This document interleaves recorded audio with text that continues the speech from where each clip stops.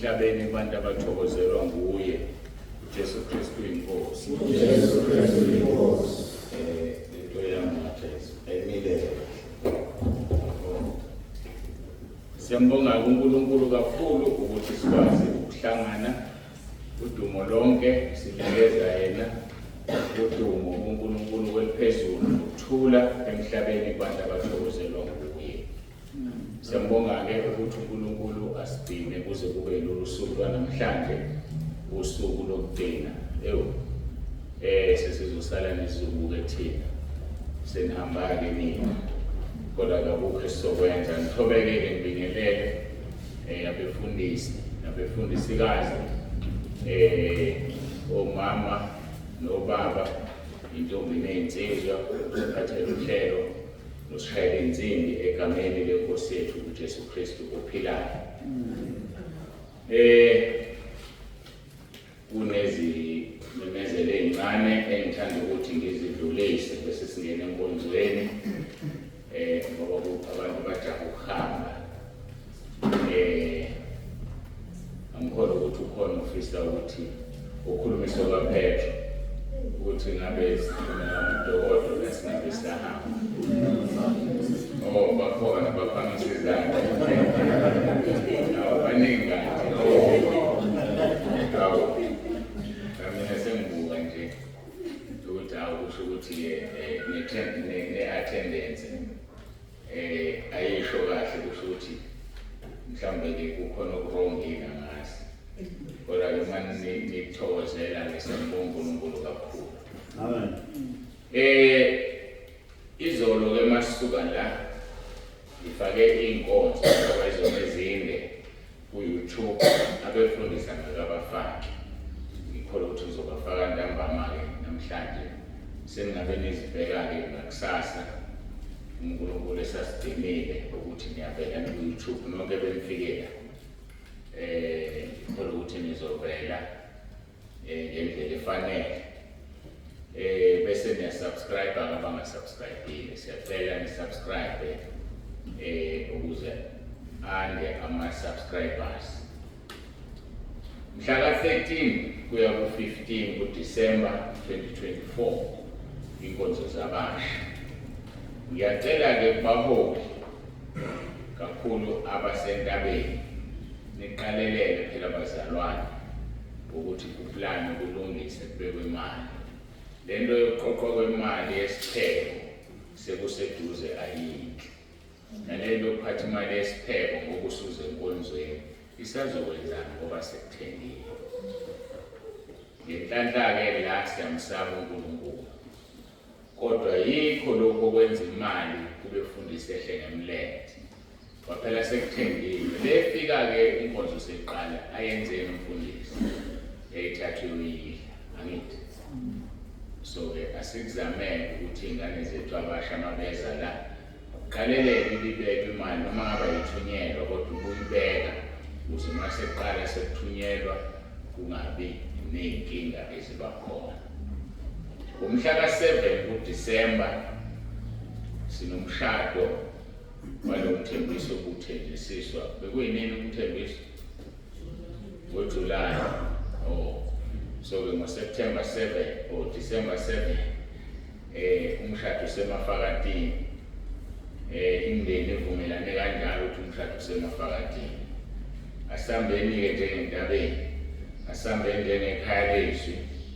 Mase ngithe ikhaya lethu sengimeme wonke amabandla kungumgqibelo kuyiwe khona siyowitnessa umshado sibone ukuthi uNkulunkulu usiphatheleni nokuthi siukhulekele ube impumelelo singayeki ukukhulekela. Thina sizufike sibe ama-spectators kuphela, kodwa sibe ama-spectators siphinde siwuthwale ngokukhuleka. Konke okuzobe kwenzeka izwi nazo zonke izinto ezenzakalayo nokuphepha sekudrayiva ukubuya noma kuhamba sithandaze uNkulunkulu asilonde. Sibonile imishado eshada amaqede ngabantu bangabe safika emakhaya, abantu sebefika ngale lapho bebesebenzela khona. So siyathandaza-ke ukuthi uNkulunkulu akwenze konke kube impumelelo kuze kube manje usasiphathe kahle entabeni nasekhaya lezwi, ey'nkonzweni esezibe khona kusukela ngo-2020 laba khona ikhaya lezwi. Nangale kwami phambili kwalokho kodwa ngifuna ukuya lapho asikaze sibe nengozi kubantu abezinkonzweni noma abaphindela emakhaya.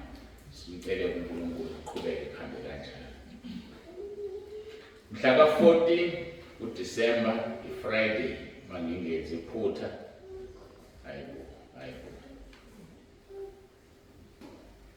Ngihlanganisa izinto ezingahlangani. Ngiyishiyile leyafoni yami lapha kulutho.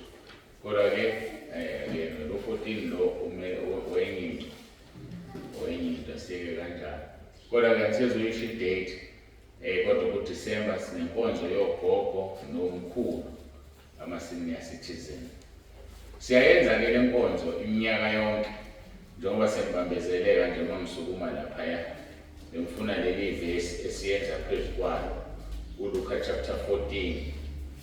uLuka chapter 14 ngiyafisa simvule sonke nesimbheke ukuze uzokusiza uma wenza into efana naleyo. Luka chapter 14 sofunda verse 12 kuya ku-14. Akuyona intumayelo kodwa ukuqwashisana nokuthi le nkonzo yogogo nomkhulu siyenza phansi kwasiphi isisekelo. Uthi ku-verse 12, wathi nakummemileyo, uma wenza isidlo sasemini noma esakusihlwa, ungabizi abahlobo bakho nabafowenu nomndeni wakho nabakhelwane bakho abatebileyo. Funa nabo babuye bakumeme kube khona ukwenanana. Kepha uma wenza isidlo, mema abampofu nezinyonga nezimpumputhe, uyabusiswa ngokuba bangekwenaniselwe, uyakweniselwa ekuvukeni kwabafileyo. So ngamanye amagama-ke kuhambe wenza idili elithize ekhaya, uhloniphise indlela olibize ngayo noma uNkulunkulu noma wenzani. Makuyinkonzo kuhle umema wonke umuntu, kodwa ungabashiya abampofu. Ngoba labantu abamemayo uma sebekwenanisela, ake sihlanganise nge-birthday. Fika umeme iy'cukuthwane nge-birthday yakho, nazo ngeyazi bese angithi sifike nama-present amahle adlulayo. Bese nabo uma benza i-birthday bakumeme, sekufanele ungeke uthenge wona. Awukhumbuze ezulwini ngoba senininanisele nemhlabeni. So kuyaqhamuka phansi kwalokho-ke inkonzo yogogo nomkhulu bendawo akubona bebandla kuphela, bendawo nje abangathathi intweni, abangenawo ukhisimusi, bese siba nenkonzo. Emva kwalokho-ke sibe nekhekhe nokudla okumnandi badle, ukuze noma ngabe uyafika ukhisimusi abananto kodwa bathi sawulo ukhisimusi entabeni. Sesineminyaka-ke siyenza lento. Ngokungabi-ke nemali sesifise ukubapha nezipho, kodwa akazibibikho izipho, kodwa sekho isipho esidlula izwi likaNkulunkulu-ke kube inezwi eseke bahlala kogogo nomkhulu bayadla. Ikhona-ke leyo nkonzo, angisakwazi ukubuka amafoni akini ayasebenza. Kushuthi ngigcine ngingakabhali lapha, wangibiza phambili u-MC, kanti into zami ngisayihlela bengahlelekile. Nakho umsebenzi mningi engibhekene nawo. Angisakwazi ukusho i-date kodwa kungoDisemba, kungemva kwenkonzo yabasha. ngoLwesihlanu makuphela inkonzo yabasha, ukwazi ukungibhekela kulula. Mhla ka-20 Friday le, okay, kusho mhla ka-20. Ngiyenzela ukuthi-ke abathanda ukuyenza ey'khungweni zabo ngoba angisho ukuthi uviable uprofitable ukuthatha okhona umkhulu nibalethele kodwa uma nikwazi ukwenza ningakwenza ngenqaba kodwa mhlambe nawe uyathanda ukwenza ebranchini yakho ukwenze phansi kwaleli verse Luka chapter 14 verse 12 to 15 yoba naniselo ezulwini asibanikelise nje ukubanikelisa hayi asibanikelise lwana befundisi singabanikelisanga ninikelile sifuna umfundisi azi ukuthi angithi mangilambile bese ngisusa inkonzo esikhaleni ngoba ngifuna abantu bezonikela abefundisi-ke ngiyabazi banzima ekunikele so ufuna ukubakhulule nje bavele banganikeli ubayeka nje banganikeli bangaze bagijime baye lapha kulezi zinto abayijwayele emqondo lo izinkonzo zabefundisi ngoba befuna sinikele cha ngisho ukuthi ngizosho njalo nonke kodwa ngizama ukukhipha leyo mentality ukuthi cha singabanikeli abafundisi bangibuzile abaphathi bohlelo ngathi cha asizunikela singabanikeli abafundisi asibayeke nje khona baba bazayo kwenzekani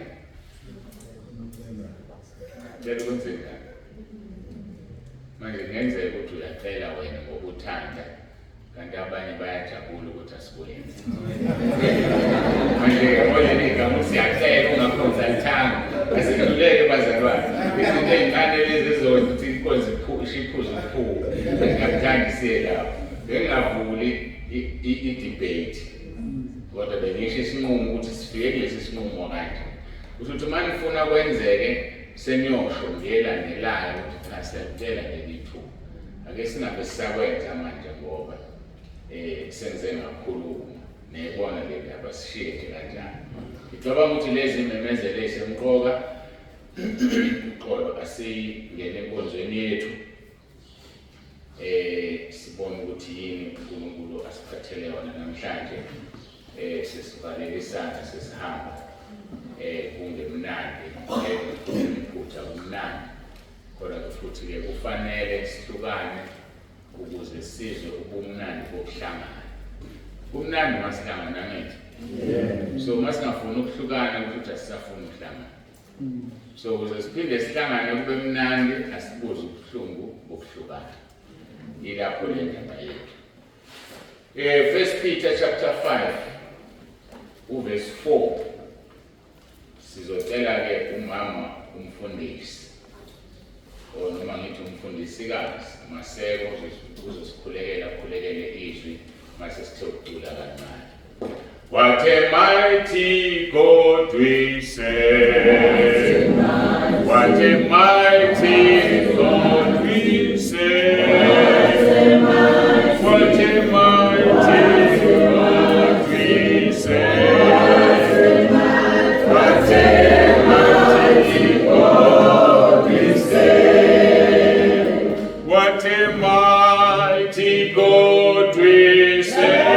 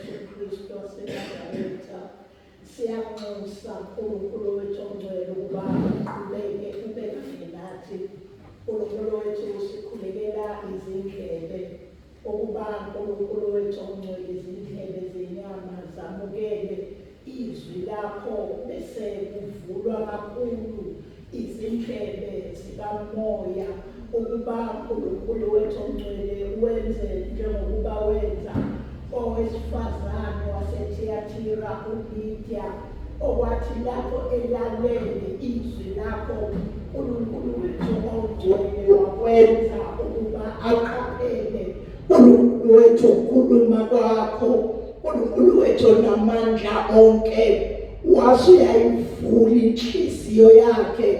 uNkulunkulu wethu ongcwele nathi sicela kanjalo ukuthi uma uNkulunkulu wethu sesilalelile ukukhuluma kwakho, zivulwe izindlebe zikamoya, inhliziyo uNkulunkulu wethu ongcwele ivule ukwamukela izwi lakho othe liphilile linamandla, wathi liyinkemba ebukhali ngaphezu kweyinkemba ezisika nhlangothi zombili, wathi liyahlukanisa umoya nomphefumulo, wathi liyahlulela izizitho zomuntu. Sicela ukuba lenze kanjalo kithina sonke ngabanye.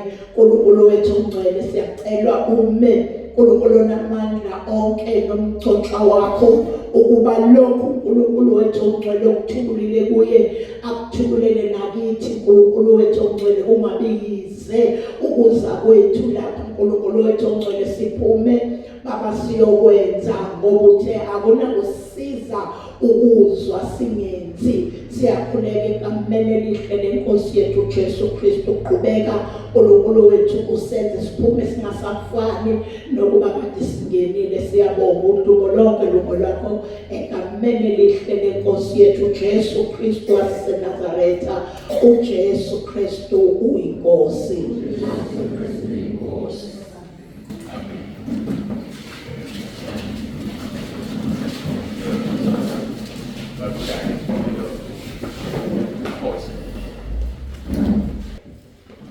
Sifunda ke verse lethu esiqhubeka ngalo 1 Peter chapter 5 verse 4.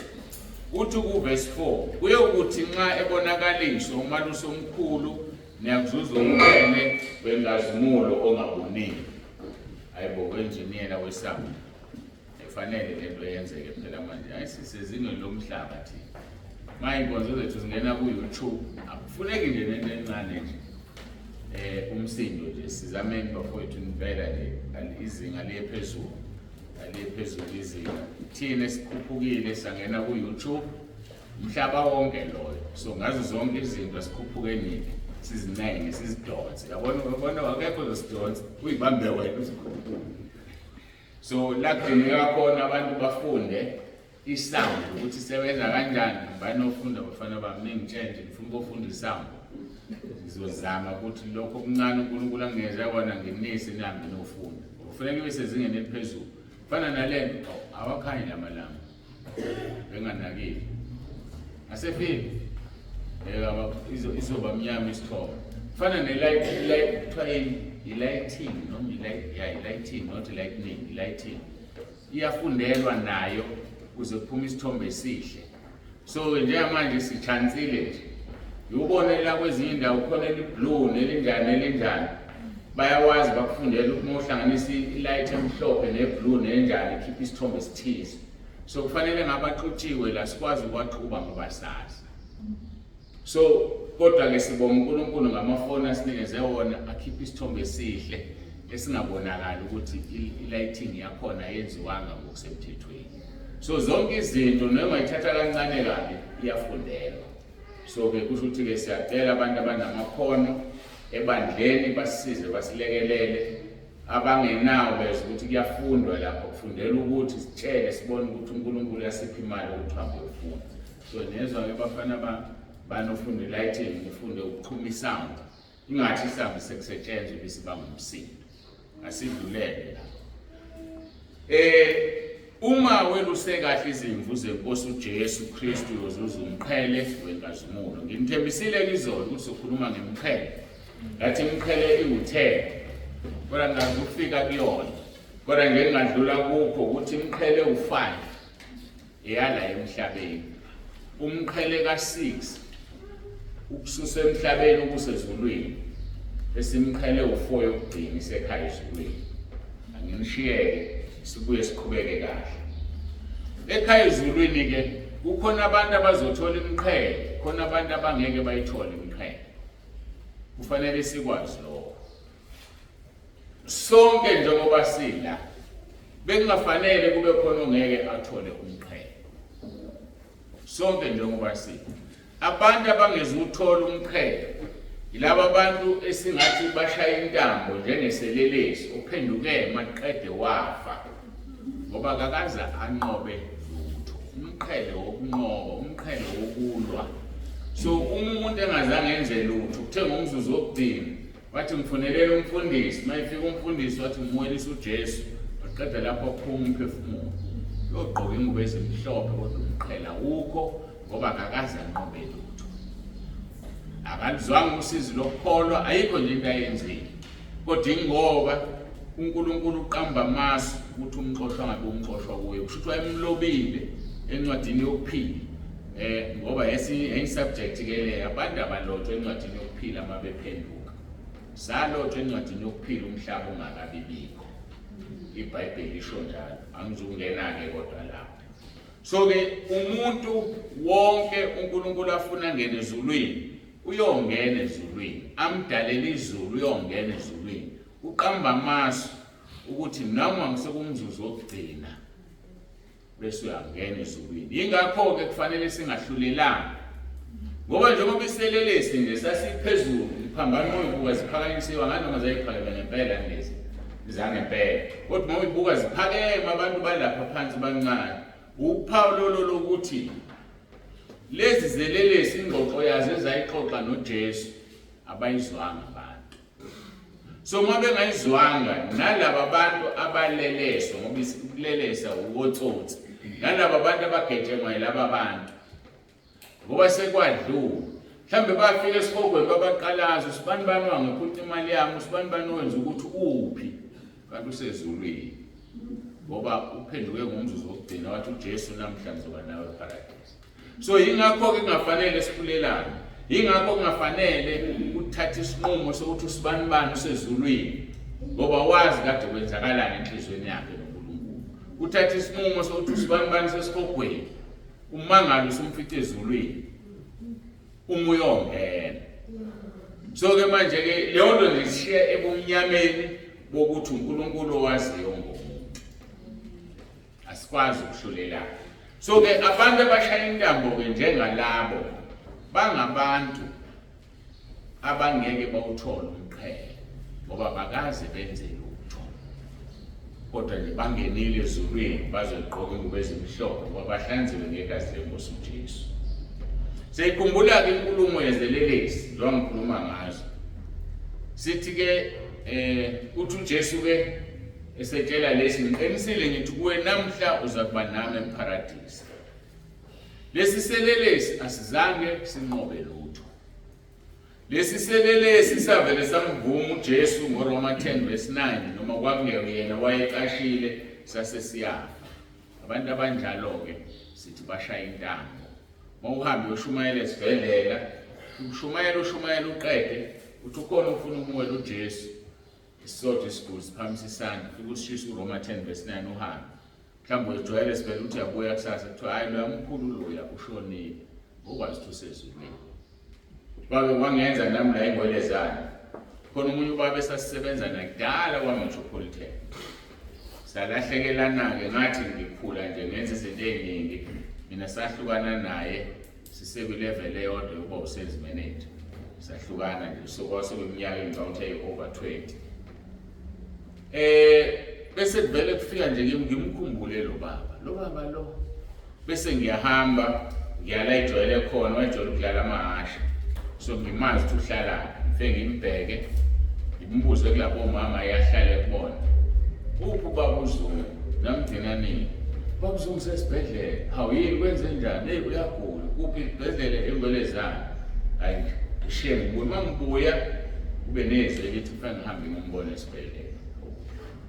Banginikile nenamba ngimfonele aliphendule ngibuza ama-visiting hours ngihambe ngiyekele. Hayi ngisathi ngiyakhona ngivele ngitshele nje uqonda ukuthi ufuna ngifike ngimamukele uJesu. Ngimfice ukhona nonkosikazi wakhe bakhona nabanye. Hayi ngimbone ajabule wasixoxela ucingweni usengaba umfundisi. Mangingena ngithi nangu umfundisi wami. nangu umuntu engibiza umfundisi wakhe kanti futhi sebambe imfihlakalo ayike sibingelelane siqede bathi ukuqhela ke bangidedele naye ayi ngisengitshela hayi baba kunomkhuleke mfundo wasekhulile ufuna ukukhulekisa umukela uJesu wavumela phezulu ngamthandaza eSuroma 10:9 ngaqeda ngamkhulekela bese ngiyamshiya ngavalelisa nonkosikazi wakhe nabanye ngahamba ngakusasa ekuseni ngazi uma ebatshelile yasimine ngiyafona ocingweni lakhe bese liphendulwa kunesi athi ngunesi mina ngithi bengicela umnikazi wocingo ubabuzungu athi njengamanje sisembhedeni wakhe qeda kuphuma umphefumulo siyawugoqa. So ke abantu abanjengalabo babedalelwe isuku babhukudile ezonweni baqeda wasethi uNkulunkulu wena ngikulobile encwadini yaMose abese eqamba amasu njengoba esho ku2 Samuel chapter 14:14 qamba amasu uthi umxoshwa ngabe umxoshwa yena ukuthi yini angenza ngamkhumbula uyena ngoba wayefuna ukuthi kulungele indlela yakhe ayongena ezulwini. So ke labo bantu ke awukho umqhele kodwa bayojabulela ukungena ezulwini bengamsebenzelanga. Inkosi uJesu ke yamvivinya uPetro ngolunye usuku ngoba mawela usekahle uzowuthola umqhele. Uthi kuJesu John 21 basebedlile uthi uJesu Simon Petro noma Simon kaJona uyamthanda kunalaba na?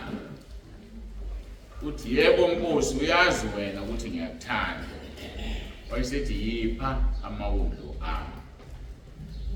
La uJesu wayesevukile emathuneni esezohamba efikile nje njengoba eselokhu efika ngesilungu commuter from heaven to the earth. So uyafika ke uthi yipha amawundlu ami. Umsebenzi wethu njengabelusi ukupha amawundlu kaJesu. Angazi noma wazi umahluko kodwa ke ngizobuye ngibuye la. Wabuye washo uJesu ngokwesibili wathi Simoni kaJona uyamthanda na? Wathi kuye yebo Nkosi uyazi wena ukuthi ngiyakuthanda. Wathi kuye yalusa izimvu zami. Umsebenzi wethu loyo njengabelusi ukwelusa izimvu. Ukuzipha ukuzelusa. And the message ayishiya uJesu leyo esehamba. Lithizwe verse 17 wabuye washo ngokwesithathu uJesu Simoni kaJona uyamthanda na? Petro wayesedabuka ukuthi usembuzo kwesithathu umbuzo ofanayo. Wayesethi uJesu wayesethi yena Nkosi wazi konke wena uyazi ukuthi ngiyakuthanda. Wathi yipha izimvu zami. Mawuyilalela ke izinto ezintathu. Okokuqala uthi yipha amawundlu ami. Okwesibili yalusa izimvu zami. Okwesithathu yipha izimvu zami. So okokuqala nokwesithathu kucishe kufane kodwa kuhluka igama. Upha amawundlu bese upha izimvu. Ngazi uma wazi umahluko phakathi kwewundlu nemvu na. Yipha izimvu zami. Yipha amawundlu ami. Khona umahluko lapho. Mawuthathe lesingesikele yakucacisela. Ekuqaleni amawundlu lithi feed my lambs. There is a difference between a lamb and a sheep. Lokhu kwesibili noma kwesithathu yipha izimvu zami feed my sheep. So ilembu njengoba idula iminyama yelembu yimvu engawuqedile u12 months engenawo unyaka. Yimvu engcwele engakaze izekwe enye noma izeke enye. Ntonto ngikhuluma ulimi lwezilwane ziyazekana. So ke ngamanye amagama yikho uJesu kuthiwa uyiwundlu ngoba ubizwa ngemvu engawuqedile u12 months kodwa engcwele engakaze yenze lutho ngaphandle kokuyidlela utshani ukuphuza amanzi. So ke uthi kuJesu kuPetro yipha amawundlu ami.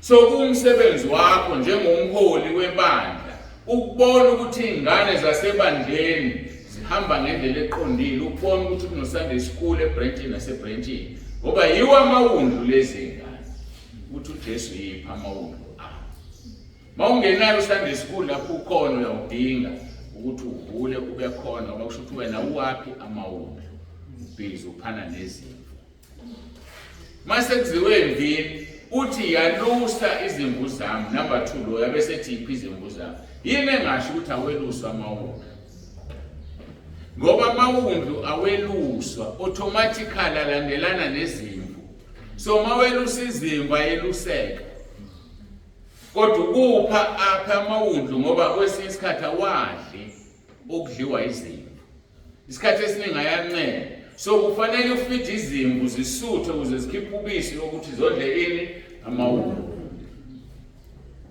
ngiyithembe nayibona le mfihlakalo ekhulunywa uJesu uPetro wena wadabuka komphathakazi ebona umbuzo owodwa kanti impendulo zale mbuzo azifani ziyakhuluma yipha amawundlu yalusa izimvu zami number 2 number 3 yipha izimvu ngoba khona ukuthi uzeluse kodwa ungazelusele emandeleni ahlaza sike sakhuluma ukuthi umfundisi alokho enikeza umfudumezo ayifuneki leyo so ke umsebenzi wethu njengabelusi sibizwe umalusi omkhulu ukupha amawundlu seluse izimvu siphinde siziphe lezi zimvu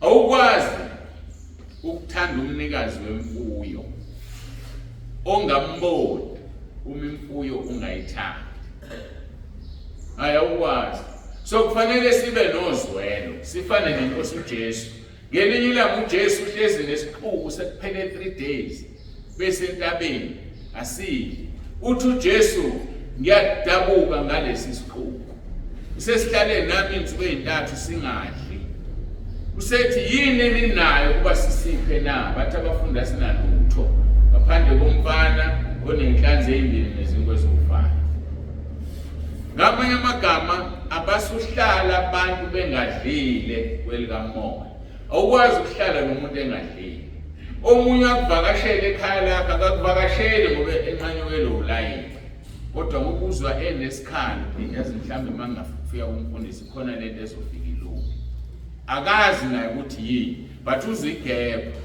uyafika umfundisi ushayela amancoko ukhulunya indaba engenamsebenzi uhamba umuntu ulibele kakhulu imvu kaNkulunkulu awuzange uyiphe ukudla ingakho kufanele emlonyeni wethu ngaso sonke isikhathi kuphumizwe kaNkulunkulu asikho isikhathi samancoka asikho isikhathi sokukhuluma enye into ngaphandle kwezwi izwi kaNkulunkulu aliphume emlonyeni wakho kakhulu mase kunomuntu okuvakashele ngoba wazi ukuthi uze ngani kuke kwangenza kula malanga baba nomfundisi ofikayo ufuna ukungibona mase sihleze ngithi ngilindele angitshele ukuthi ube nombono wokuthi kufanele ngimsize kodwa manje akazi nathi kufanele ngimsize inkinga ke ube nembono ufike ekhaya uthola umama wathi ngicela ubaba uNtsibande wathi usaphumile wathi ubaba uNtsibande kunosizo engifuna kuyena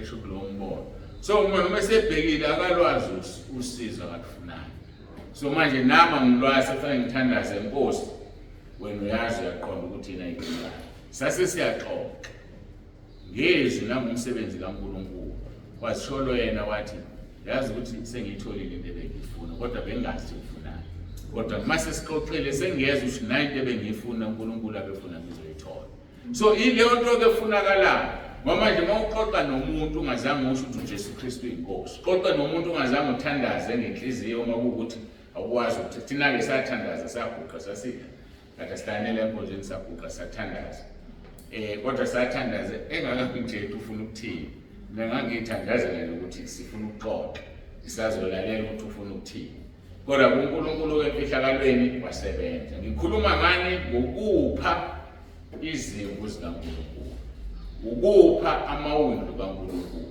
kanye nokwelusa izimvu zikaNkulunkulu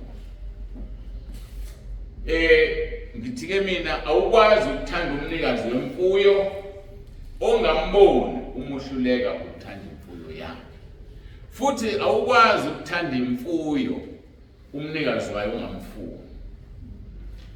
Awukwazi ukuthanda imfuyo umnikazi ungamfuni. Awukwazi futhi ukuthanda umnikazi imfuyo yakhe ungayifuni. Lento le ifuneka ihlangane. 1 John chapter 4 ubhala kanjalo umpostoli uJohane. 1 John chapter 4 verse 12 no 19 ya 21. uNkulunkulu akazange abonwe umuntu. Uma sithandana uNkulunkulu uhlala kithi nothando lwakhe luphelele kithi. Uma nje sithandana uNkulunkulu uhlala kithi. Yingakho ke kufanele sithandane sinikezana uthando. Ngiyajabulele ngaphakathi enhlizweni ngingakuphimiseli. Uma abantu niyabazi nina nisekhalezi bethi hey yazi Richards Bay kunothando uthando lulabaya. Ngibonge enhlizweni yami uNkulunkulu ngiyabonga ukuthi nabantu ongiphe bona benza umsebenzi bayaveza uthando. Laba angibabonge ngikholwa ukuthi bakhona nalaba abakhipha ukudla lama komiti akhethwayo o-catering and accommodation yonke lokho. Waphela abahlukanisi bakhala nje ngothando olutholakala kule ndawo. So idineni into eniyenzayo niqhubeke ngayo. Ngoba yilo lolu thando uNkulunkulu akhuluma ngalo. uNkulunkulu akazange abonwe. Uma sithandana uNkulunkulu uhlala kithi nothando lwakhe luphelele kithi. Mthanda umuntu ngamazi. Awumthandi ngoba ewumuntu. Mhlamba silungiselela. Awumthandi ngoba umbone umuntu. But you honor the God in him. Uhlonipha uthanda lo muntu okuyena ngaphakathi. Ngoba manje mawuzobuka umuntu uqhamuka umphiwe. Nalo ngaphakathi wakhe awumphiwe. Ingilungu ngoba sifuna ukudlula. Nokuthi singamjaji umuntu singamhluleli. Musumbuka umuntu kusuthi unoSathane. Zomthanda kanjani ukunoSathane phakathi. Mnike uthando oluzokwenza uSathane akubaleke bese kuhlala uNkulunkulu. Uma sithandana uNkulunkulu uhlala kithi nothando lwakhe luphelele kithi. So asithandaneni. Usemabranchini kunoma ikuphi la sihlangana khona. Asithandaneni bazalwane.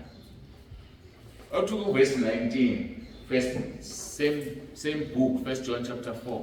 Thina siyathanda ngokuba yena wasithanda kuqala. So uma yena wasithanda kuqala sivinjwa yini ukuthanda? Ngoba sithanda ngoba yena wasithanda kuqala.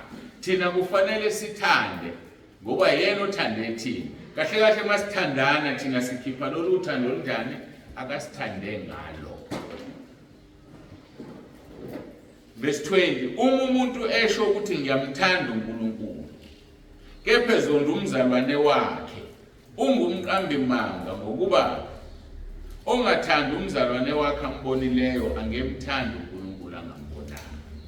Verse 21, yebo lo myalo sinawo uvela kuNkulunkulu ukuthi othanda uNkulunkulu makathande nomzalwane wakhe.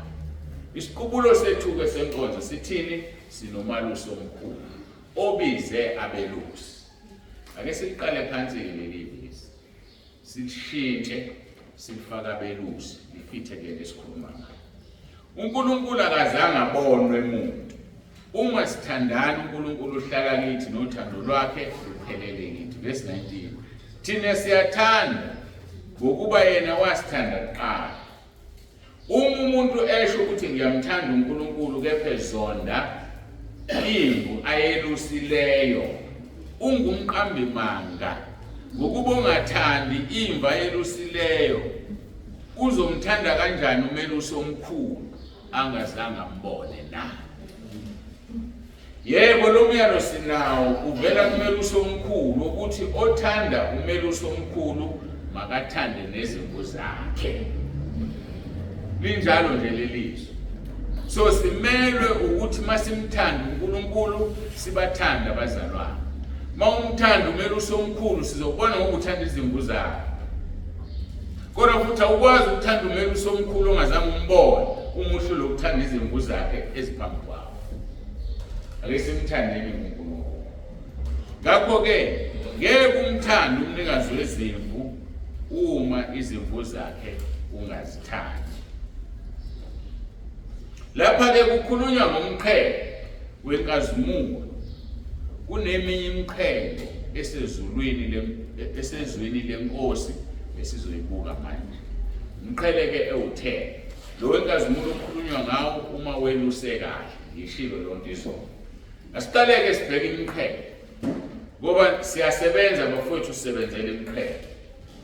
Umqhele wokuqala it's a crown of honor. Kumbe uthi ngithethe imiqhele u5 oqala isemhlabeni. Bese imiqhele u4 yokugcina isezulwini.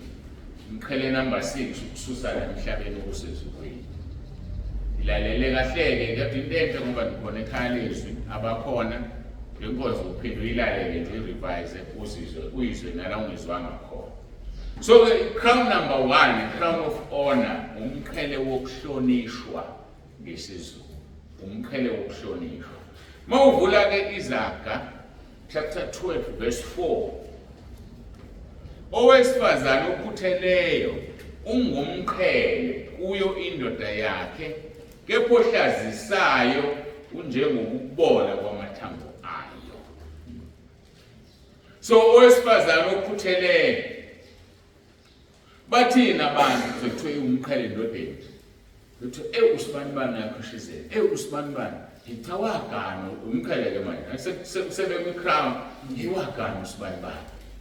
Kunenkosikazi enjani ekhuthele. Ayihlali nje phansi. Umqhele wani wokuhlonishwa. Inkosikazi ekhuthele yenza indoda ihlonishwe. Igqoka umqhele wokuhlonishwa la emhlabeni. Uma ufunda ngalomqhele wokuhlonishwa ngithe Izaga 12 verse 4, uEsther chapter 8 verse 5, sorry verse 15, noJob 19 verse 9. Angizowathinta. Ibhalele nje ukuthi mawusunethuba uwacheke. La kukhulunywa khona ngomqhele wokuhlonishwa, crown of honor. Sengiyadlula ke crown of honor. Ayangakaqedi. Izaga 17 verse 6. Lithi abantwana babantwana bangumqhele wabadala nodumo lwabantwana lungoyise. Umqhele abantwana babantwana bangumqhele wabadala. Uma ubona ingane ihlonipha awuyazi yaqala ukuyibona usiyayibuza ubani baba wakho. Uqala lapho umqhele akekho baba la. But ubona indlela ekhuliswe ngayo. Bisiyamusha azukhuliseka kahle baba wakho. Noma ubani abazali bakho. So ingane ekhuliswe ngendlela iwumqhele wabadala noma phela ihamba khona incwadi efundwayo iwumqhele wokuhlonishwa. So ingakho izwi lenkosi ithi asishaya ingane. Ngake ngakhuluma ngami ngelinye ilanga ukuthi umama wangitshela mhlawumbe ngangisemncane mhlambe ngangiyiyo lo age yomelo. Uthi ngoba ngishaya mina ngize ngaphela vele ngishaya. Kodwa uthi makuphathi kwabantu ngimphoxa. Ngoba ngangishaya phathi kwabantu, vele ukushaya ingane phathi kwabantu uyasihlaza nje. Ngoba ukhombisa uyishaya usishaya ngibona thina. Ayishaya nje ingane phathi kwabantu, uyishaya ninodwa ngane. Uthi vele ngibheke nje ngeso. Iso ngibheka ngalo ngizoyeka ugama. Engakaza uvula umlomo wakhe. Ingane ekhuliswe ngendlela kanjani ngoba iyazi ukuthi mangibuke kanje okulandelayo induku ayiboni ukuthi cha iphephile mayela izushaya. Ayiboni yona. Iyazi ukuthi ungafa induku isiyayeka. So kwangitshela ukuthi nganginjalo. So ke yini le umqhele wokuhlonishwa. Khulisa ingane yakho ngendlela ukuze uhlonishwe ukuthi uyakwazi ukukhulisa ingane. Awuzophozomela ingane phakathi kwabantu siyayishaya isiyakhala sesilokukhuza ayiyeke boyeke. Uyekelane ekhaya mayishaya. Ngoba lokho ekwenza ikuhlali kwenze ekhaya. Asidluleke siqede ngalomqhele. Umqhele olandelayo crown of kings. Umqhele wamakhosi. Yikho ngithe imiqhele yokuqala ila emhlabeni. Kodwa ngikhuluma ngemqhele kuphi eseBhayibhelini. Yikho ngithinta yonke ngoba iseBhayibhelini. Yikho futhi ngihlukanisa ukuthi eminye yasemhlabeni. So ke umqhele wamakhosi, crown of kings, siyawuthola kuEsther noma Esther chapter 2 verse 17. 2 Samuel chapter 12 verse 30. Esther chapter 1 verse 11. Nesambulo 19 verse 12 to 16. Angimlindi ukuthi niyabhala. Mawungeke ekhalezo ungena ekhalezo ngokuzoyithola lento asizobambezela inkonzo malamavesi kodwa ngenzela ukuthi nazi ukuthi into esezweni enamavesi amaningi.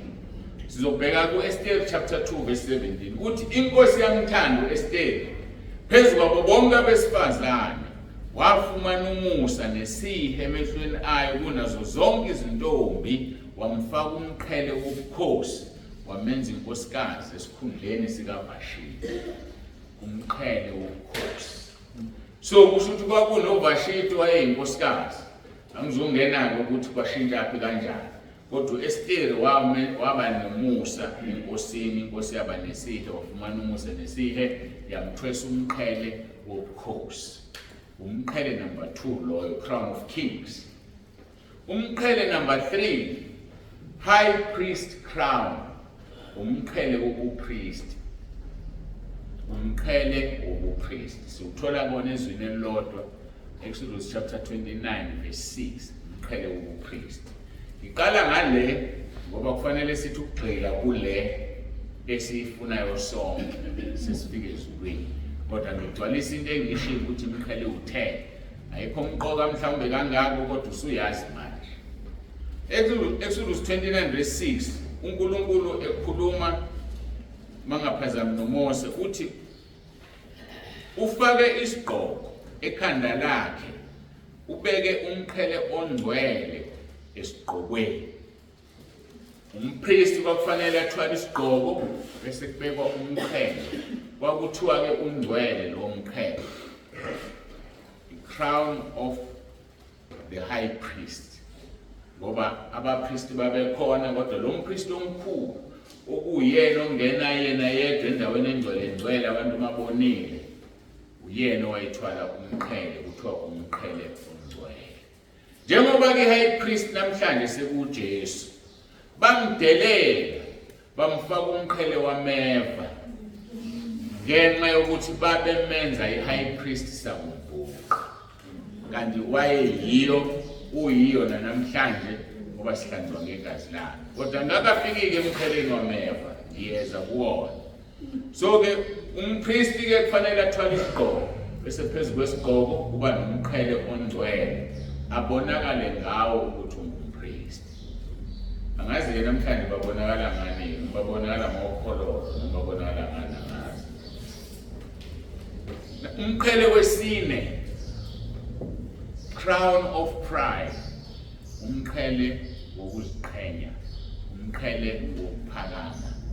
Uzwa ke lo ulalele kuyisono lo mqhele, kodwa ubabambile abazalwana abaningi. Hayi ubabambile abazalwana abaningi. Sonke isibambile lo mqhele. Owawuthi mangabe mhlawumbe endaweni ethile, yazi ngendaweni ethile athi ngihambe ngale moto khona bezombona kahle. There's a crown of pride. Athi umuntu ngendaweni ethile athi ngigqoke kanje khona bezombona kahle. Crown of pride. Oyinikwa uSathane wanawo nemqhele yakhe. Naye wawuthwala mawufunda uIsaiah 28 verse 1 kuya 5 asizofunda kodwa. Naye wawuthwala umqhele wepride wasiyaxoshwa ezulwini. So ugade umqhele wokuziphakamisa. Umqhele ohambisana nomina. Ukuthi makwenziwe into ayimina ngishanele. Ngcono ngisuke ihlaba ngeke mina bangushanele into lezinje. There's a crown of pride. Uyaziqhenya. Onjani oshanelayo wena uzushanela uzosula ihlaba. Ukhethe imisebenzi. Hayi mina ngifuna ukuphaka ukuthi, angifuni ukuphaka ukuthi. Khona ekuphakela lo wakuphaka. Ukhethe izinto ofuna ukuyiphaka. Angazi ukuthi ezinjani ofuna ukuziphaka enjani ungafuna ukuziphaka. Kodwa it's a crown of pride. Ngaso sonke isikhathi uma wenza into engcono emehlweni akho kunenye ungafuna ukuyenza ngengcono uyaziphakamisa. The crown of pride. Uzithwese umqhele. Mase emnyango siyongena angidedele ungene. Nawe ungidedele ukuthi ngingene. Kodwa kufanele ekudineni bekhona othobayo. Kodwa ekudineni sikhombisile sobabili ukuthi sinjani asikufuni ukuphakama. Nayibona lona?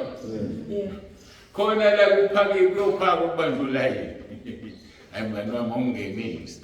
Pride le uphakeme ufunelana ungeniswa ngoba ungena phambi komuntu khona nabanye hamba ubambe umuvu layini awusathana usishayile ngale crown of pride silala sikhona okurong kusho njalo sikhulumisa abantu bepolitiki noma yini eyonakalayo ubandlululo noma yini yona sekungcono selithe ukuphumula ubandlululo make wanento eyonakalayo i-state capture uZuma yayibona lonto le uma into nje asingagesi uZuma amagold ayifuneki lonto le asithathe responsibility senzani thina yini thina esiyenzayo ukulungisa isimo siye ukuqasha kunje ukuthi ngifuna ukusho njalo ukuthi silala sikhona uSathane wafaka impakamo kuAdam noEva wathi uSathane esebenzisa inyoka ushilo uNkulunkulu ukuthi ningadli kulesi sihlahla na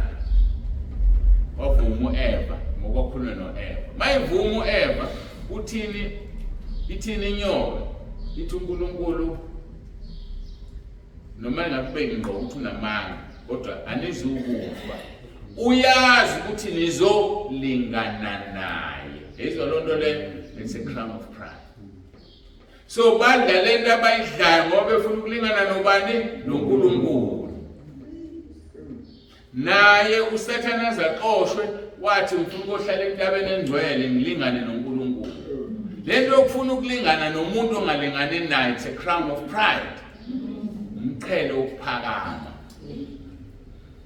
so ke siwugade ngendlela okhokhoba ngayo uyakhokhoba ngoba noma sebeqhamuka bekuncoma khona bathi ungamncoma umuntu uma umncoma umuntu umvula amaphiko uyambulala ufike kumuntu sibanibani yazayini imoto yakho siyabonga yazi thina isibona sothathe ngiyabonga hayi ukuzama nje ukuzama nje bonga abantu bayakuncoma bese udlulisa kudumo hayi ngiyabonga uJesu ngisizile usukuthathile walisusa ku awukusize ngani uJesu kanti wona uyasebenza uyithengele uma ube ngafuni umsebenze ngabe ngihlala ekhaya umsebenzi usuwenze ngani ube nalo governor lo othi phakama wena bakuncoma yabona ukuthi akhenhle so i-crown of pride iqedile abazalwane yaqeda befundisa ishaye yafana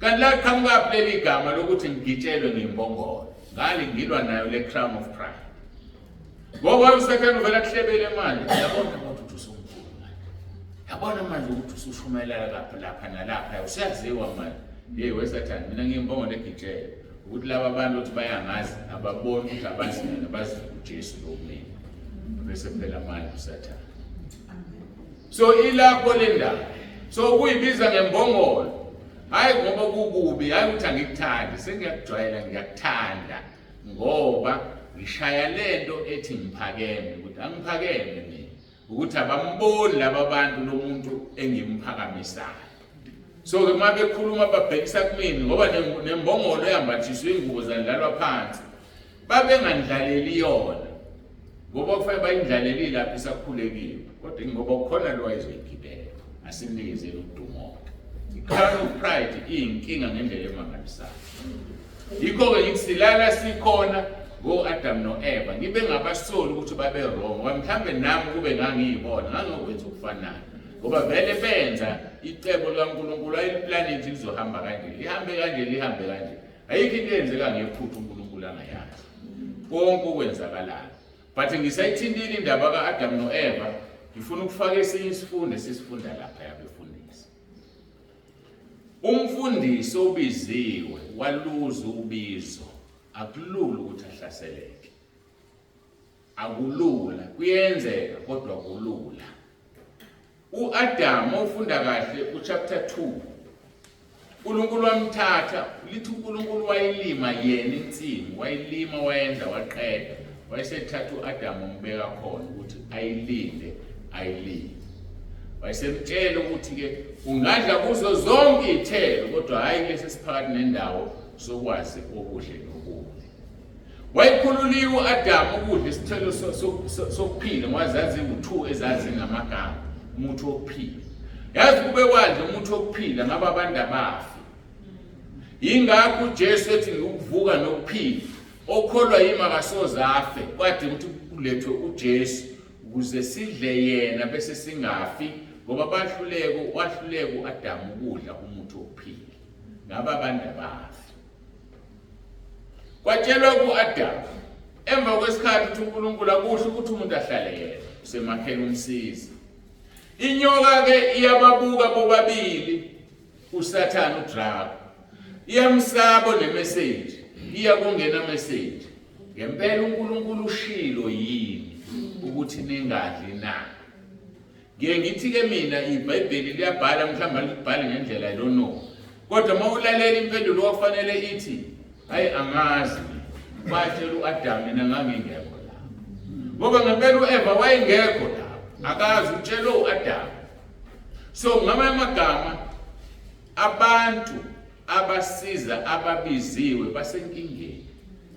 Nathi esibiziwe sidinga ukubakhulekela ngoba ibona abayingozi kuthina. uSathane uqonda kubona kanti ufuna ukushaya wena. uSathane uqonda unkosikazi wakhe ufuna ukushaya wena, aqonda enganeni zakho ezoshaya wena. Noma makuunkosikazi obiziwe uqonde endodeni ayoshaya yona ukuze ikushaya. So injalo lento ngeke futhi uyishintshe. Injalo nje kusukela ekuqaleni kuAdamu. Inyoka iyanga kuAdamu ngoba uAdamu uphethe imessage. Iya kumuntu ongayiphethe ozwe kuthiwa. Siqaphelele leyo. Kodwa sidinga sonke ukubakhulekela abasizi bethu nabo besikhulekele futhi. Sizosiza ukukhulekelana nebazalwane. Ngaphandle kwalokho asiyindawo. I-crown of pride ke leyo. Umfunda ke bengakalifundi ivesi bengochaza. Isaiah 28 verse 1 lithi wo kuwo umqhele ukuziphakamisa kwezidakwa zakwa-Efrayimi. Kuyaspecifya ke lokho wezidakwa. Wakwambona umuntu odakiwe ezibeka phansi. Umuntu odakiwe nje ayikho into angayazi. Ngoba ukutshela manje yazi ukuthi ngidakiwe. Mina ngayidriver lo muntu ngofika ekhaya eshehlule ukuma. Athi mayikoma kwathi uthi hayi mina ngayidriver ngayifaka ekhaya egarage. Ayikwacaca ukuthi angisenayo amandla ngalala khona. Ngabona sebengivuse ekseni. Wena kubona kuyipride awubayeni. So ke umqhele wezidakwa. So umuntu uma idakwe isono uyaphakama. So at the end of the day usho umqhele wani wezidakwa, umqhele wempakamo. Kuya ngokuthi wena yini esikudakile osuke uzibona unjani uphakeme. Asidluleke kulo mqhele. Sekumqhele number 5. Sisebhizi nemqhele yakuphi yasemhlabeni. I-corruptible crown. Umqhele ophelayo, corruptible crown. IBhayibheli lesizulu akukhumusha ingqo. I-corruptible crown umqhele obunayo, ocorruptekayo, owonakalayo noma nandi igama lathi liyafita. Umqhele owonakalayo. Mawubheka kwaseKorinte bokuqala chapter 9 verse 25. Bonke abancintisanayo bayazi thiba ezintweni zonke. Labo benza ukuze bathole umqhele ophelayo ephathini ukuze sithole ungaphelile. So ke yilona ke corruptible crown. Umuntu wenza into enzela umqhele ophelayo. Bayazithiba abancintisanayo abagijimayo beComrades Marathon. Bezobethole ini umqhele ophelayo. Ngizwile indodakazi yami isho la izolo. Ithi athola umqhele wokubashaya bonke eBible College. Siubonile ekhanda lakhe. Umqhele onjani loyo? Kodwa umuhle ngoba wayenza into enhle kaNkulunkulu. Kodwa umqhele ngizama ukuchaza ukuthi umqhele ephelayo ilethu yasemhlabeni. Uyaphela. Njengalento engeke ngayikhuluma ngingakaze ngikhuluma la ngikhuluma nabafowethu. Ukuthi sibizwa ngodokotela nje. Umqhele ophelayo lo. Uyaphela lo mqhele. Akangedokotela ezulwini. So uyayibona, so zonke izinto esidina sithi siyazenza la emhlabeni uNkulunkulu asivula amehlo sibuke ukuthi zizosizaphi kwelikamoya kunokuthi siqhoshe ngazo kanti siyaphela. So ke bonke abancintisanayo bayazithiba ezintweni zonke labo benza ukuze bathole umqhele ophelayo kepha thina ukuze sithole ongapheli. Sengiyadlula ke ngiya ku crown number 6 lo engithe uqala emhlabeni kusisithathe osifake ezulwini. I-crown of thorns umqhele wameva. Wawuthwala uJesu kuba kawuthwalanga ngaba sikho la. Kodwa kwabo wameva wasemhlabeni. Wawuthwala wasithatha wasibeka ezulwini. Umqhele wameva, crown of thorns.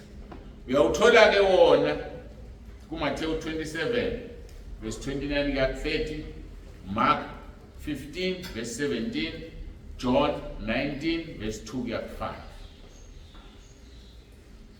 Mangithi umqhele oqala la noma ngibuye kuloko ake siwufundele siyawazi ukuthi sowufunda kuMathewu kuphela 27 verse 29 to 30. Amasosha ke aloku umqhele wameva awufake ekhanda lakhe nomhlanga esandleni sakhe sokunene aguqa ngamadolo phambi kwakhe ambhinqa athi bayede Nkosi yabaJuda. Amkhafulela ngamathe athatha umhlanga amshaya ekhanda lakhe. Ngamagama lo mqhele wameva basebewufakile baphinde bawutinezela ngomhlanga bewushaya ukuthi ungene ekhanda lakhe. So kumqhele wameva ke lo esidlula kuwo sonke ngendlela ezingafani ngoba ngeke ungene ezulwini ungadlulanga emqheleni wameva ngaphandle kwalabo esikhuluma ngabe sithi bashaya intanga.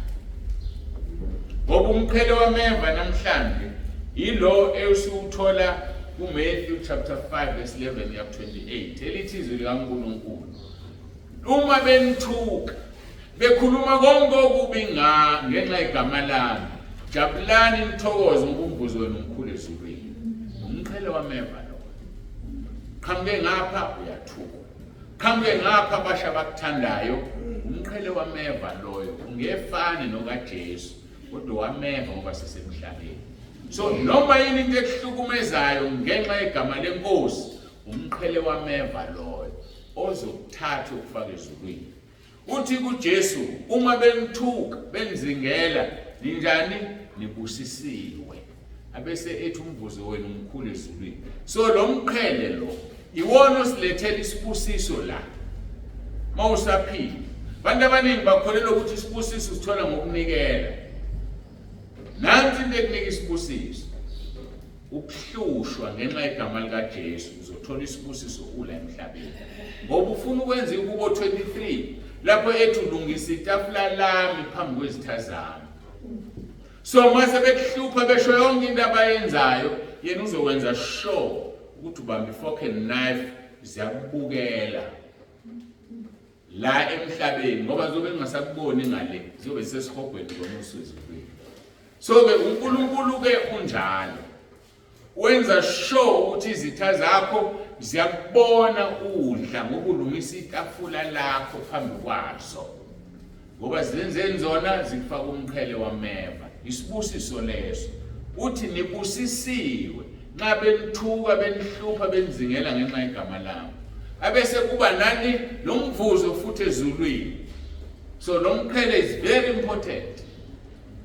Kodwa mawuzothuthela wena uqasuke bekudelela abasha bakuthandayo ulahlekelwa lo mqhele.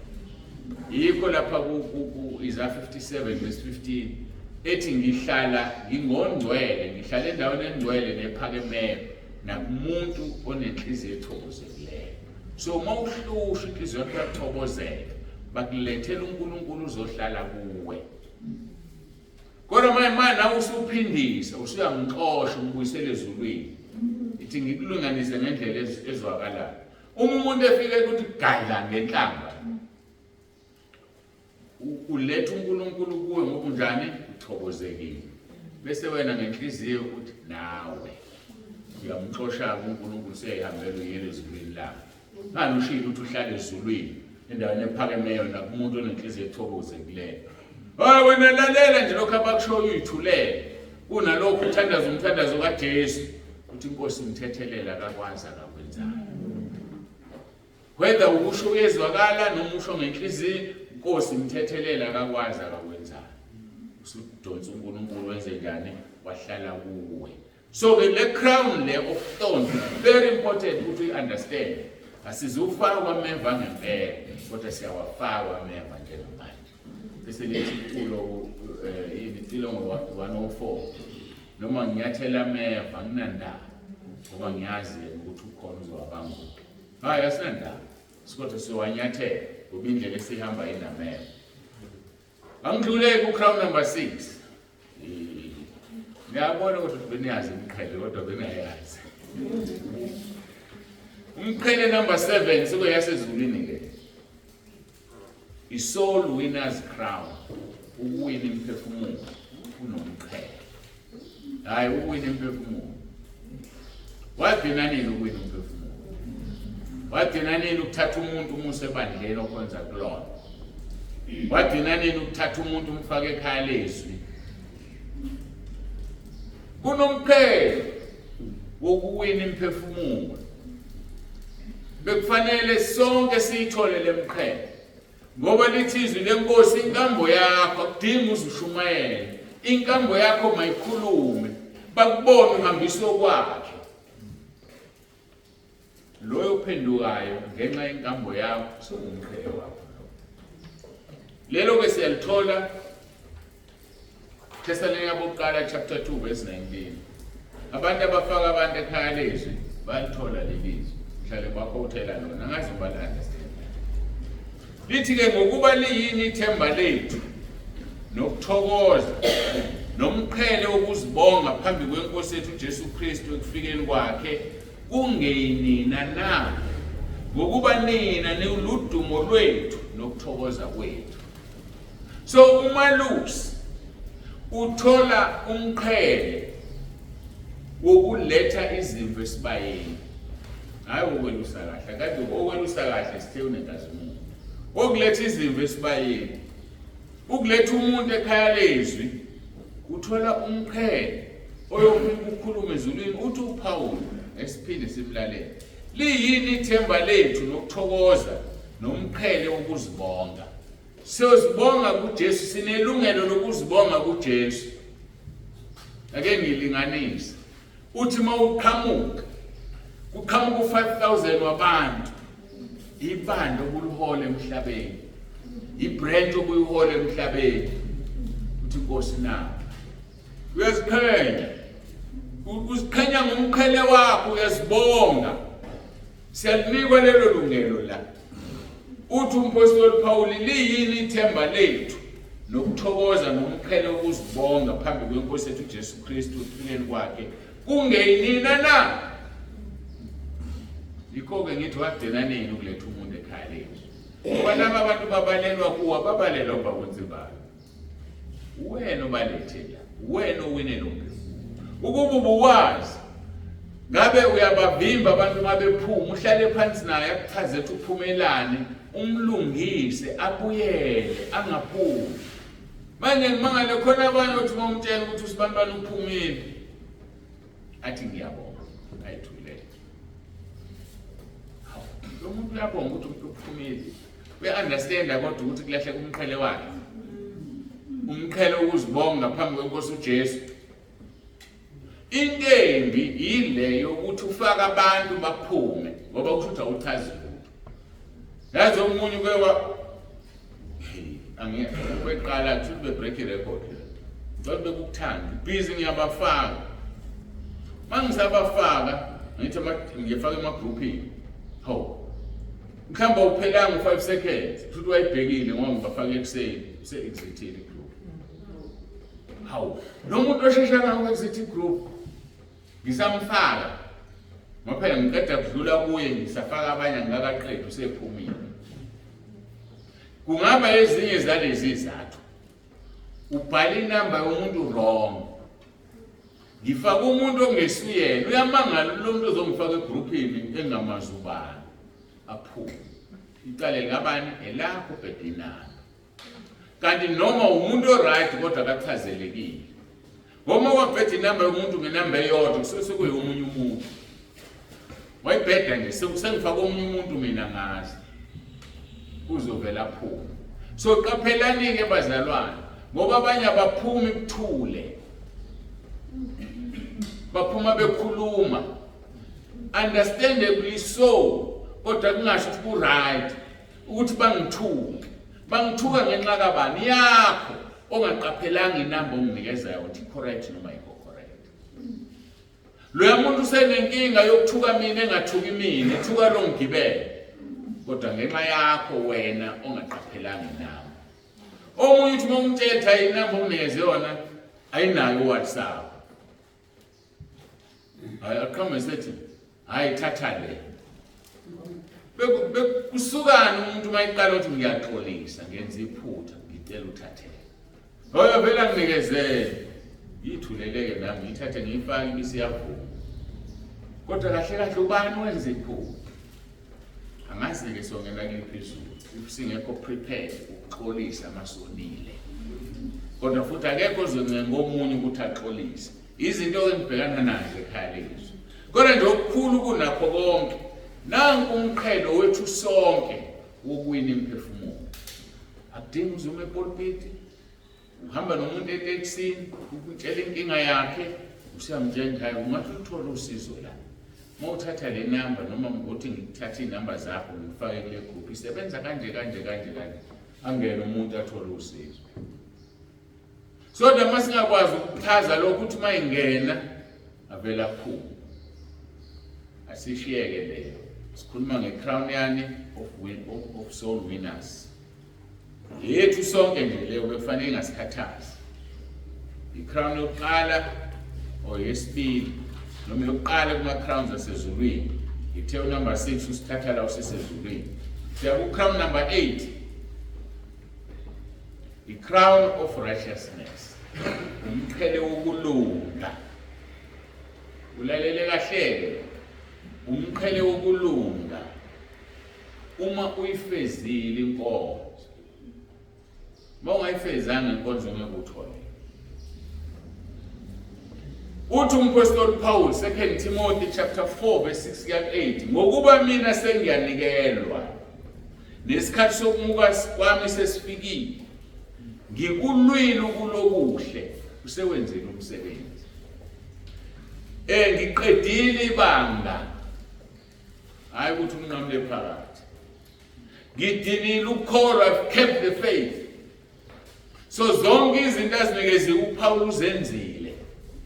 Usethi ke kuverse 8 sengibekela umqhele wokulunga eyakungipha yona inkosi ngalolu suku umahlulelo olingileyo kungeyimingedwa kepha bonke abathandile ukubonakala kwabo. Umqhele wokulunga uthola mawuyifezile inkonzo. Uyayifeza inkonzo. Iphika inkonzo yonke lesikhulume ngayo ukuthi umalusi kulindelekeni kuye. Iyona inkonzo le kufanele sifeze. Ukuze uthole umqhele wokulunga. Umqhele number 8 lo. Khona ngofuna umqhele wokulunga. Uqala lapha ya kuRoma 10 umqhele wokulunga.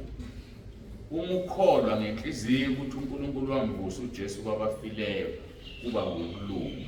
Qala lapho. Qale lapho ke nokulunga kwakho ugijima ibanga uliqede. Ukugcina ukukholwa kwakho. Ukulwa okuhle. Anganjwa kumfundisi I think oku20 bani 18 or 17 eGoli. Wathi eseshona watshela umkakhe la uMasu. Wathi ngikulwile ukulokuhle. Ngithinile ibanga, ngithinile ukukholwa. Mayisethula. Abantu abasebenzile ngoba ngeke uthi uligcinile ibanga ungaqedile. Ngoba awuzishololi kuyazenzekela ngoba umoya okhuluma kuwe. Hayi uvela ukusho nje. uPaul wayekusho nje asiyafihlela ukuthi sesizofa.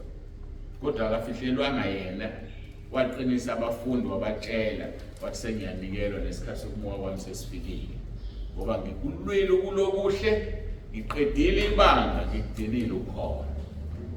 Sengilindele umqhele inkosi ezonginika wona wokulunga.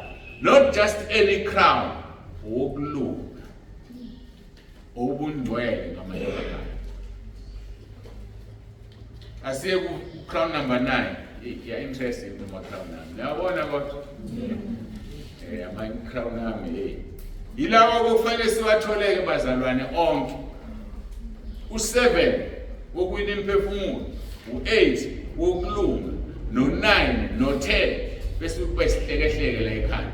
Masihlangana nawe ezulwini sibona ya sihlangana nendoda elisebenza emhlabeni. Ngoba lemqhele iphelele kuyona. Indoda ebisebenza, manje indoda esebenza ngenibala bomama, ngiyekile. Masifike ezulwini ngamadoda. Ngamadoda. Mase kuKristu Jesu siyafana. Crown number 9, the crown of life. Umqhele wokuphila.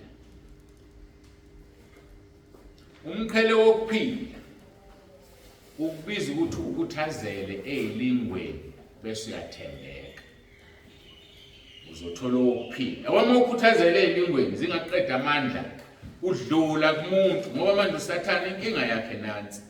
Akakwazi ukukulinga eze uSathane ezayo ukusebenzisa umuntu. Okwakho dlula kumuntu ubona uSathane uzothola bese uyathembeka. EkaJakobe chapter 1 verse 12 lithi izwi lenkosi ubusisiwe umuntu okhuthazele kulingweni ngokube sevivinyekile uyokwamukelisa umqhele wokuphila othenjiswe inkosi babayithandayo. Ivivinyo zizosinika umqhele wokuphila. Athini uJesu kwiSamuel chapter 2 verse 10 ungesabi lokho ozakuhlupheka ngakho bheka uSathane uzakuphonsa abanye kini etilongweni ukuba nilingwe futhi niyakuhlupheka insuku eziyishumi thembeka kuze kube sekufeni yakunika umqhele wokuphila. Ubiza ukuthi uthembeke bese uyabekezela inhluphekweni uzothola umqhele wokuphila.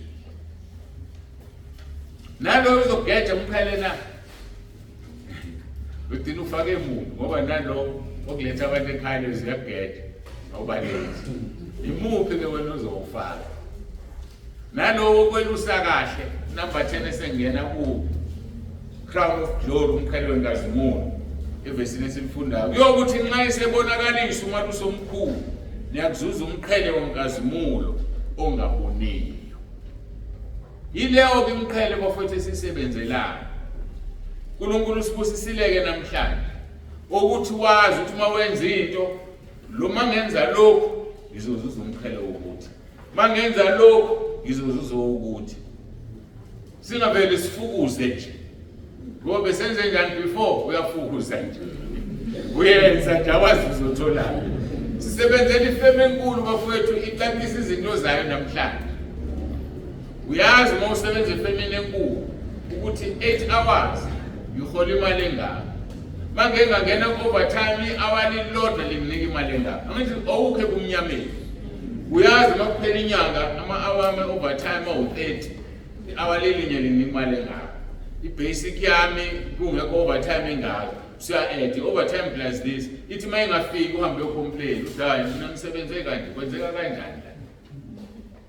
Nakho wena manje usuyazi-ke manje. Mangenza lo ngithola umqhele walo. Mangenza lo ngithola umqhele walo.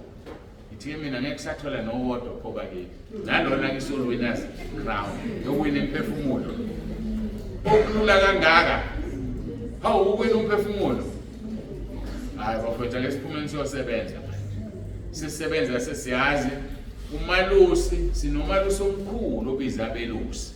Namhlanje ke bezosicacisela ukuthi ukuze uthole lo kufanele usebenze kanje. Ukuze uthole lo usebenze kanje. So ke imqhele ibekiwe ke bafowethu. Khona yana emhlabeni u5. Khona yasezulwini usuka ku6 uqala emhlabeni kusezulwini. Naye le yasemhlabeni wodwa singawufuni kuone lo wempakayo. Hayi asifuni lo. Kodwa leminye le khulisa kahle ingane uthola i-crown of honor. So eminye yatholakala nje kalula. Uhambe emhlabeni ushiya igama lakho.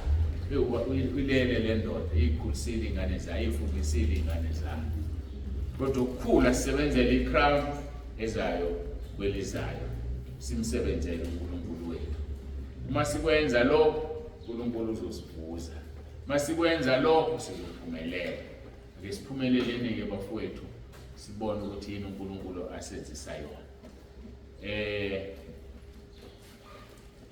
Ngizama ukubheka umfundi nibaningi kodwa phela ngeke ngimthandazise no. Ake sikhulekele ubabutshaka. Asibonge ilizwi emva kwezwi bese ke ngikhulekela lapho emkhulumeni.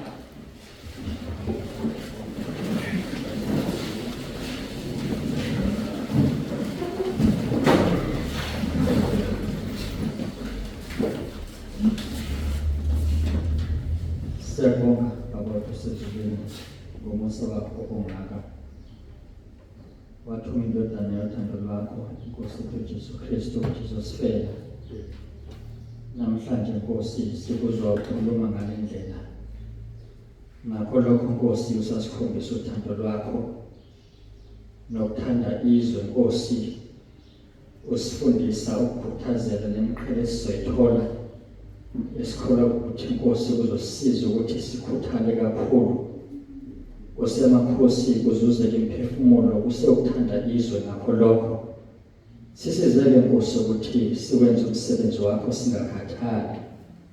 uNkulunkulu othona amandla sisebenze njengoba sizwile ukuthi usuyabuya uzolala ibandla lakho.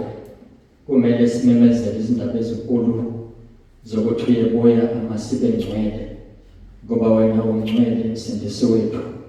Sibonga Nkosi umbiko okubekile umntwana wakho. Siyacela ukuthi umbusise nangokungaphezulu kokucabanga kwakhe. uNkulunkulu othona amandla nalokho Nkosi ungumqhele kuye Nkosi ukuthi umsebenzise ngale ndlela.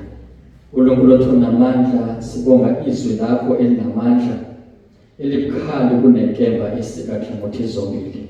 Sibonga umsebenzi wakho Nkosi Jesu owawenza nosawenza namhlanje nosazowenza Nkosi ngempilo zethu. Sisazobuyela Nkosi emakhaya nasemabandleni sikuwo osibeke kuwo. Siyacela Nkosi ukuthi usilekelele usiphela amandla esiwadingayo. uNkulunkulu othwengcwele konke esidingayo ukuthi senze njengalokho uthanda wena. Ngoba Nkosi okungenzi lokho okuthandwa nguwe kuyisono kithi. Sisizeke uNkulunkulu othona amandla ukuthi sibalekele nolaka oluzayo lokuthi Nkosi usithumile kodwa asiwenzanga umsebenzi. Futhi Nkosi sisize ukuthi siwenze kahle ngoba Nkosi omunye angawenza kanti awenze kabi. Kunanamqhele Nkosi sizwile ngawe empakamo esingawufisi Nkosi asiwufisele noyedwa ngoba lo mqhele udonsela ekufeni kwangaphakathi. Sisizeke uNkulunkulu othona amandla ukuthi sihambe ngokukholwa, sihambe Nkosi ngokwezwi lakho njengalokho sifundisiwe. Udumo namandla nenkazimulo kube kuwe ngegama elihle leNkosi yethu Jesu Kristu umsindisi wethu. uJesu Kristu uyinkosi. Amen.